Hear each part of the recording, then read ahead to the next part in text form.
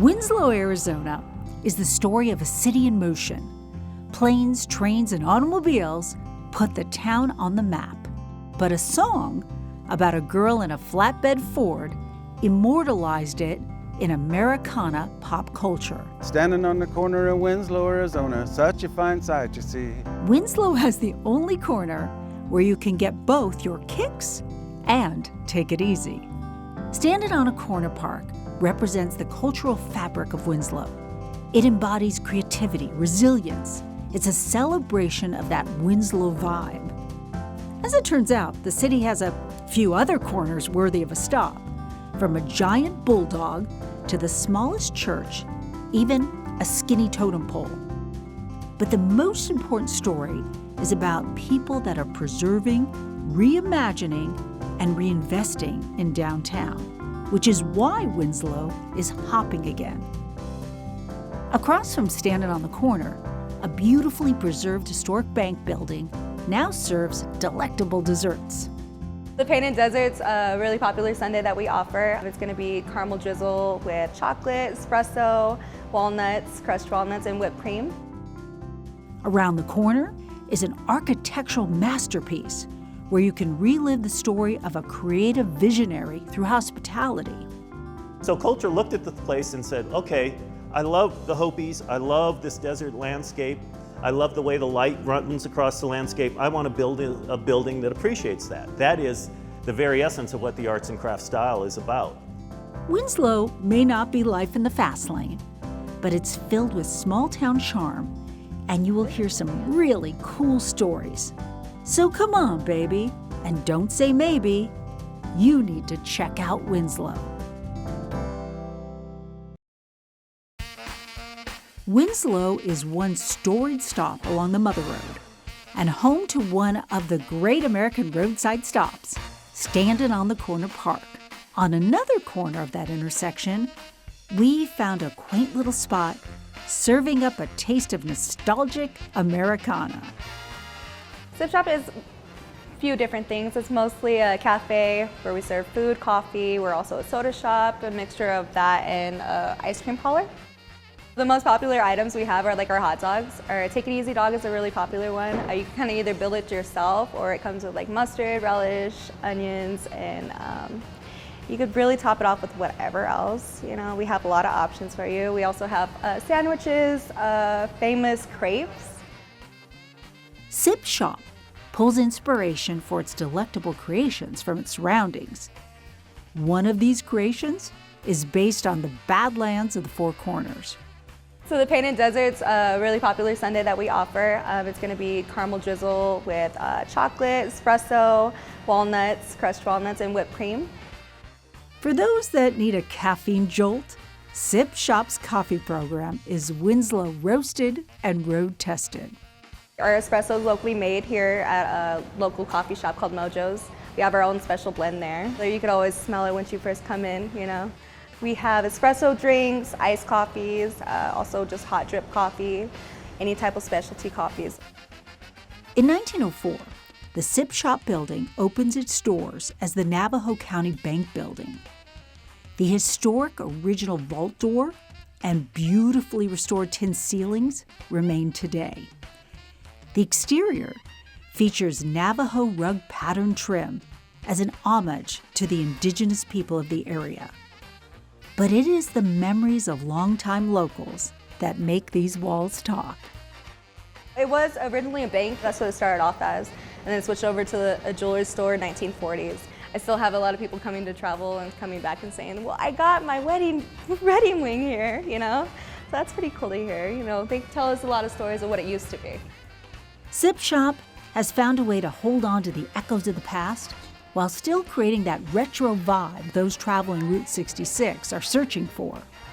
We're from a small town in Missouri, and it just brings back all those memories, you know, growing up in a really small town. And I just love the quaintness.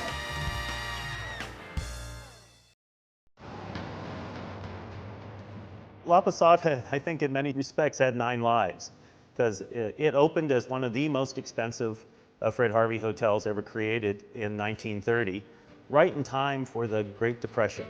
And they had planned that rail travel was going to establish a monopoly across the Southwest. They had no concept of cars.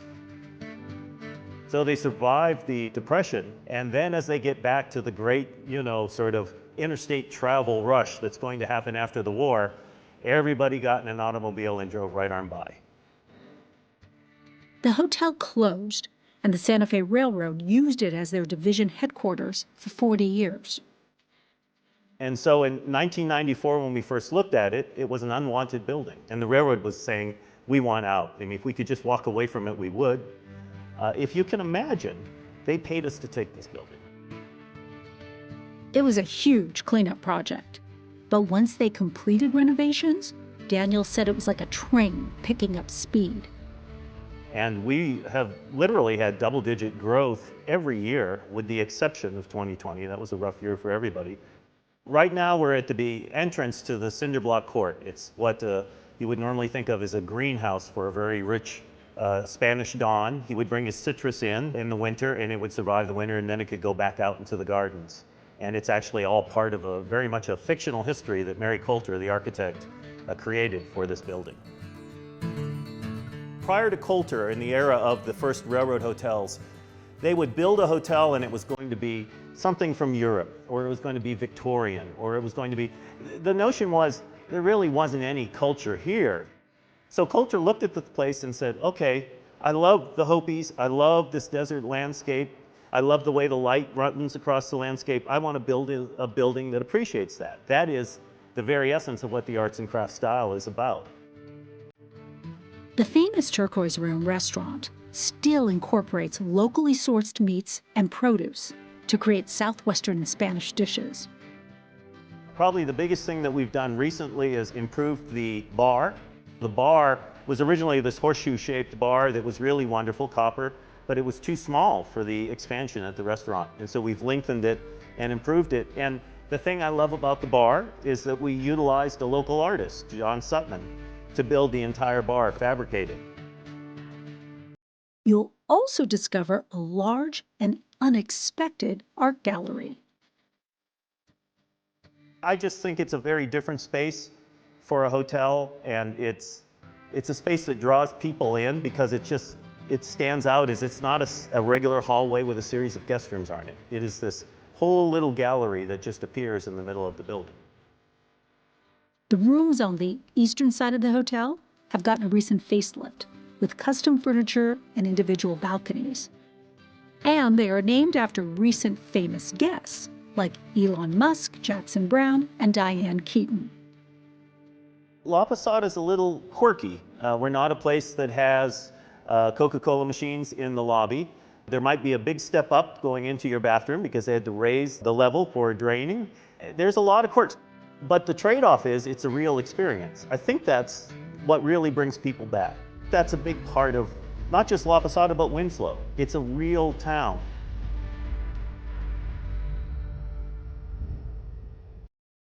You might not notice it right away, but everywhere you look in Winslow, there is a story to be told.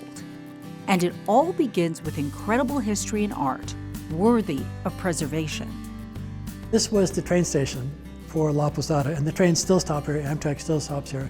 It's about a 7,000 square foot building, but most of the guests were just staying in the hotel because live music every night, great restaurant, lots of art in the building. So we convinced Amtrak to give us the building back, and we decided to convert it to a museum about a decade ago.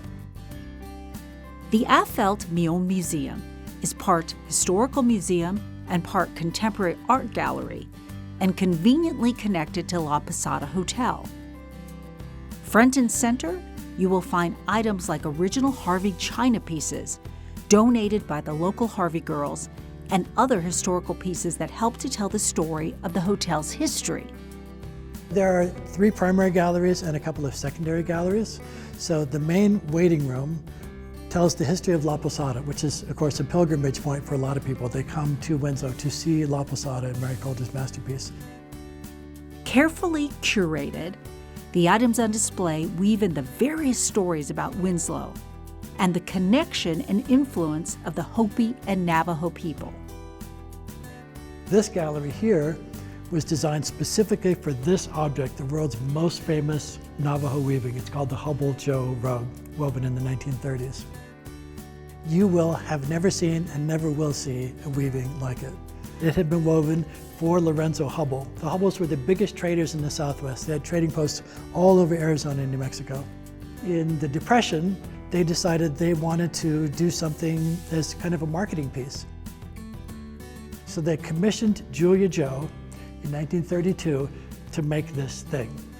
Her family in Greasewood, a little town outside of Ganado, spent 5 years making this rug from 1932 to 1937 when it was finished. They had to raise a couple hundred sheep.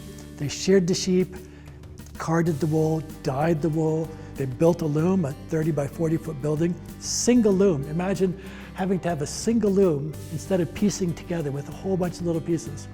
So it is a one-of-a-kind artwork. The gallery behind us is the Winslow Studio Artists Gallery. We have a show up now by Paul Rouchet, who's part of the Winslow Studio. He has a beautiful El Grand garage across the street. Next show will be Dan Letzik, one of our partners, Tina Mion, of course, my wife, an extraordinary painter. So we're going to show both historic artists and contemporary artists to show that this is a living tradition of art and creativity here in Winslow, Arizona. Like most artist studio practices, Alan Affelt has a long list of ideas and conceptual possibilities. We've created this artist colony where these artists have come, like us, and been inspired by this sense of place, and we meet together and work together on a regular basis to think about, ooh, what are we going to do next? Alan Affelt sees himself as a steward, a caretaker of something big. His legacy will be the story of reinvention and the power of people, buildings, and towns redefining themselves. We were fortunate enough to find this extraordinary building in this beautiful little town and to play a role in bringing it back for our time. And hopefully someone will come after us and keep it going to the next generation.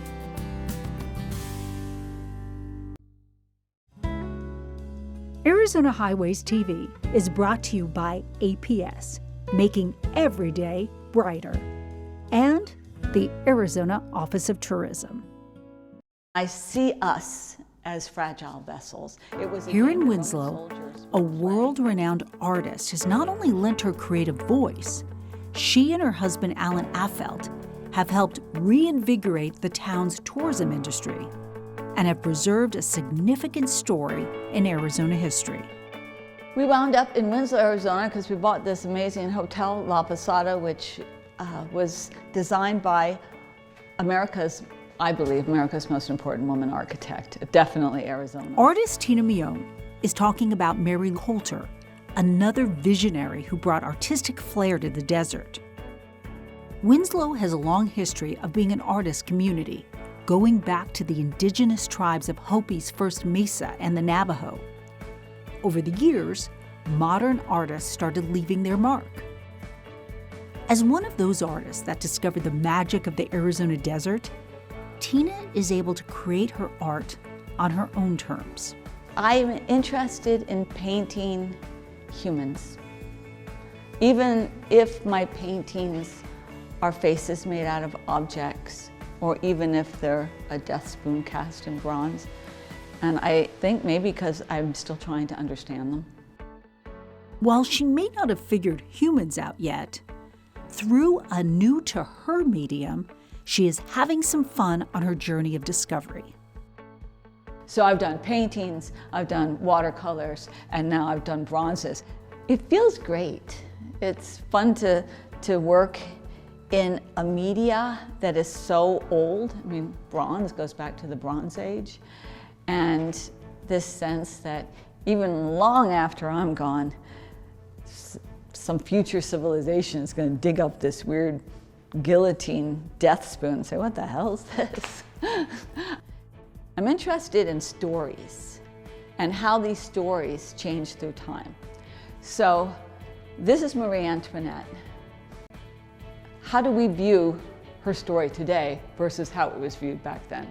How was her death viewed? I did Jackie Kennedy. How do we look at it through today's lens, which makes these very contemporary? Because I'm not looking at them through a historical lens, I'm looking at them through me, through now. The Spectacular Death Spoons series perfectly showcases that sharp contrast Tina's work is known for. These spoons use dark humor to juxtapose the horrors of history and politics. I think I've been attracted to the idea of these little spoons that people collected in the back of magazines. What do they do with these little spoons? Well, I became obsessed with them because then the idea hit me. I'm also obsessed with, painting about death. I lived part of my childhood in an abandoned mortuary. So it hit me one day if I could combine these two interests. You've got little tiny spoons and you've got death, so why don't I make death spoons? It's the laughter and tears that draw people to her art. This is a newer painting. It's my mother and my stepfather, the end of their lives. There was a lot of trauma, there was a lot of upsets and visits from social services and a lot of fear of that darkness. That's why it's so black back there. And my father was a heavy drinker and he just, that's what he did towards the end, and my mother just shut down. And you can see that in her eyes. A lot of these, my work is I have to get it out of me, and once I get it out of me, there's a release and I feel calmer and I can move on.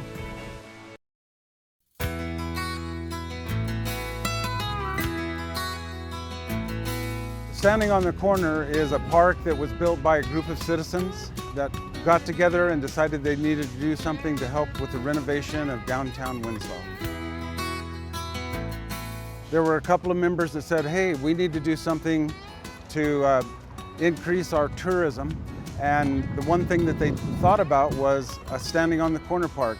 Since there was a song by the Eagles, a hit in 1972, with the lyrics, standing on the corner of Winslow, Arizona, such a fine sight you see. There's a girl, my lord, with a flatbed Ford, slowing down to take a look at me. And so we all thought, well, let's do something. We had an idea that we'd have a mural and maybe a statue. The problem is we didn't have much money. And so we started selling bricks to lay down in the park. The statue itself was put together by a sculptor, Ron Adamson. There are some people that wanted a 40s man with a fedora, and there are some people that wanted a cowboy. So we melded him as he was molding his maquette, and we came up with the statue, who we call Easy. Then we found our muralist, John Pugh, who was a trompe-l'oeil, or trick of the eye muralist, and he fell in love with the project, and he came up with the concept of putting a girl in a flatbed Ford, and that's how we formed our park. After Glenn Fry passed away, he was the co-author of the song along with Jackson Browne, and so we had a statue made of him as well. People love Route 66, and coming along Route 66, they want to stop in Winslow, Arizona to be on the corner and take a picture and maybe go to one of the curio shops, stop at a restaurant, maybe stay overnight at a hotel. And it's been a wonderful boon for our town of Winslow. Arizona Highways TV is brought to you by APS, making every day brighter, and the Arizona Office of Tourism.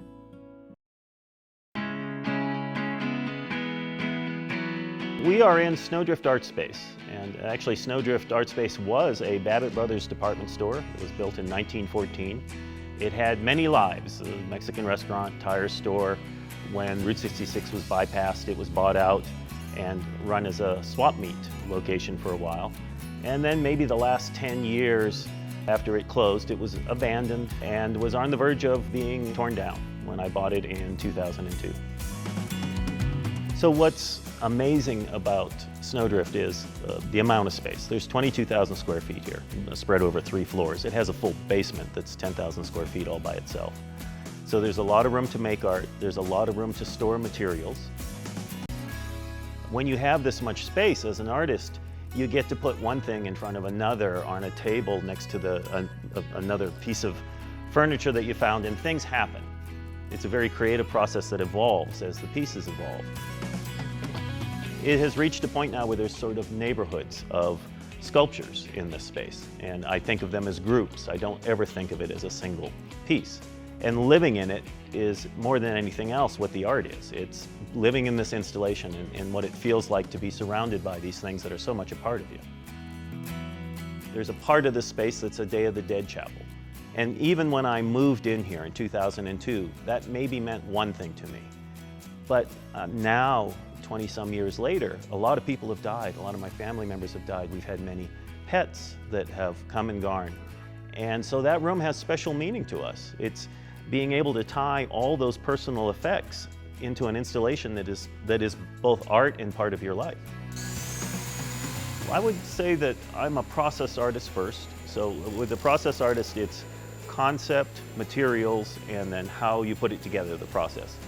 And I'm one of these guys that all 3 parts of that triangle are evenly weighted. They all contribute something to it. The thing that I make that turns out exactly like my little sketch is the most disappointing thing I'll ever make. It took me many years to learn that.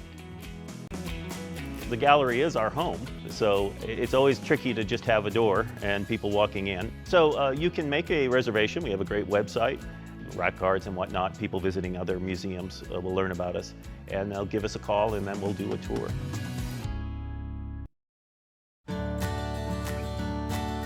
Their plan was to tear this building down and put a parking lot. What would that do to the downtown? Lori Law and her husband bought one of the oldest remaining buildings in Winslow's commercial historic district, dating somewhere between 1892 and 1901. Back in the day, it was called Billy Burke's Saloon. Today, it is known as the 66 Motor Palace, a place where Lori and her husband and their cats live, work, and play. My husband, Brian, worked in the motorcycle business for most of his career, and he just loves them. So over the years, he would collect them, and he'd collect leathers and helmets. And so when we walked in, we saw this vision of motorcycles and chandeliers. So that's how the Motor Palace name was born. My husband is very interested in historic preservation, and he's interested in materials like the old brick. And so he considers this his laboratory where he can experiment with doing sustainable preservation. In historic preservation, you have several levels. So preservation would be like these walls. So we're not restoring it. If we were restoring it, we would replaster it. If we're rehabilitating it into a different use, which is what we're doing here, we're preserving what was once here. Respecting history while creating something new is a running theme in Winslow's revitalization. And it's something Arizona communities can easily embrace. We are very bad as a society in tearing down our history. When you look at this downtown, it's charming and historic, and people are looking for that connection to the traveling past. And that's why people come to Winslow, I think, is to kind of step back in time a little bit.